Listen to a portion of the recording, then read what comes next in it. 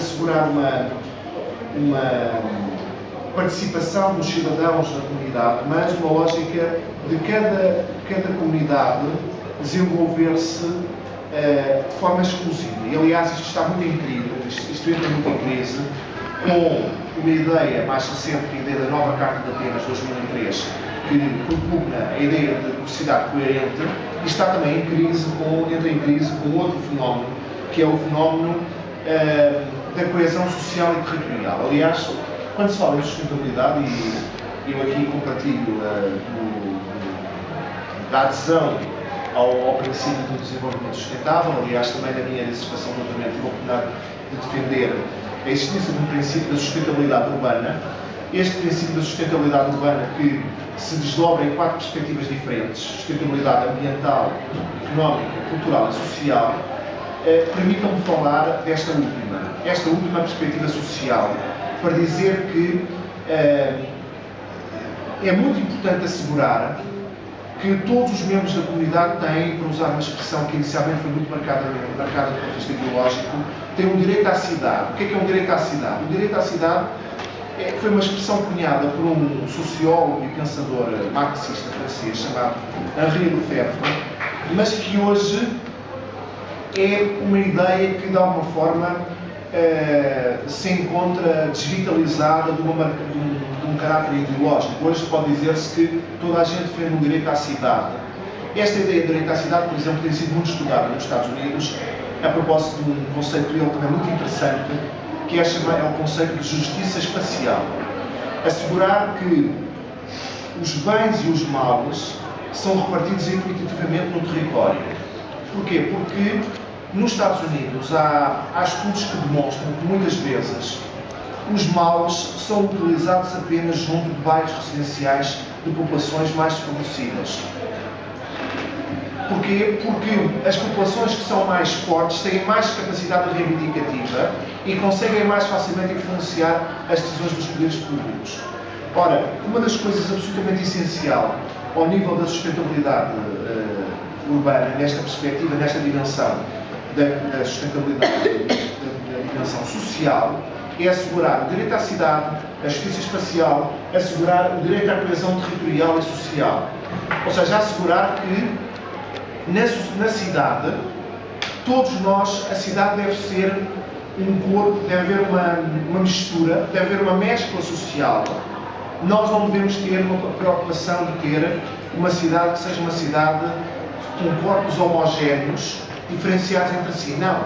Pelo contrário, a cidade é rica se for, por definição, heterogénea. Se no mesmo espaço nós tivermos pessoas de credos diferentes, pessoas que sejam de classes sociais e económicas diferentes, pessoas que possam conviver e coabitar entre si. Isso é, na minha perspectiva, o ideal de sociedade. E esse ideal de sociedade não pode dispensar de forma alguma uma intervenção pública, não pode dispensar de forma alguma normas de direito de urbanismo, normas de direito público de urbanismo. Portanto, isto é absolutamente essencial, eu não queria deixar de querer dizer.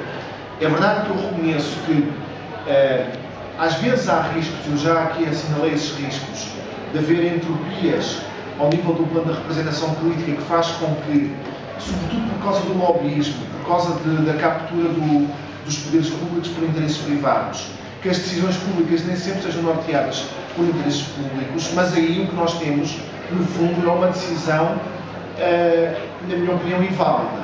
É desde logo uma decisão que não respeita o dever de justa ponderação dos diferentes interesses e que não respeita também o princípio da proporcionalidade. E também podemos eventualmente evidenciar uma violação do princípio da imparcialidade se, no âmbito do procedimento, não tiverem sido assegurados os meios de participação adequados e se houver déficits de ponderação ao nível da intervenção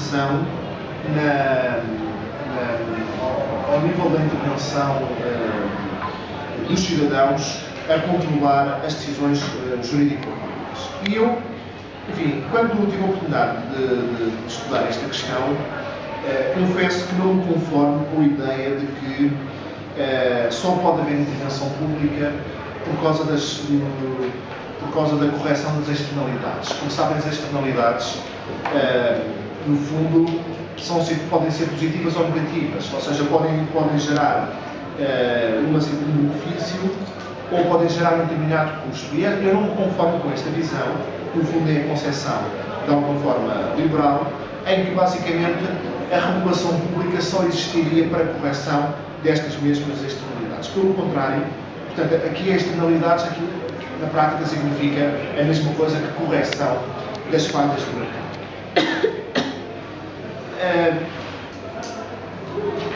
Há várias razões que justificam uma intervenção pública, há várias razões que justificam um planeamento urbanístico público e eu gostaria aqui de apontar algumas dessas razões.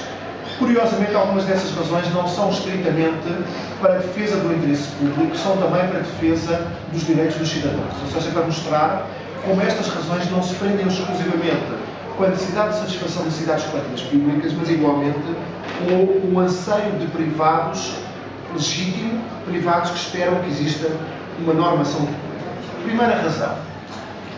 A primeira razão é que eu não compreendo um objetivo de ordenamento, ou um escopo de ordenamento nacional da cidade que não faça um juízo de ponderação entre, por um lado, o funcionamento do mercado imobiliário com preocupações de índole coletiva, designadamente preocupações relacionadas com a preservação de recursos naturais, de áreas para a agricultura, de espaços verdes e do próprio acesso à habitação. Portanto,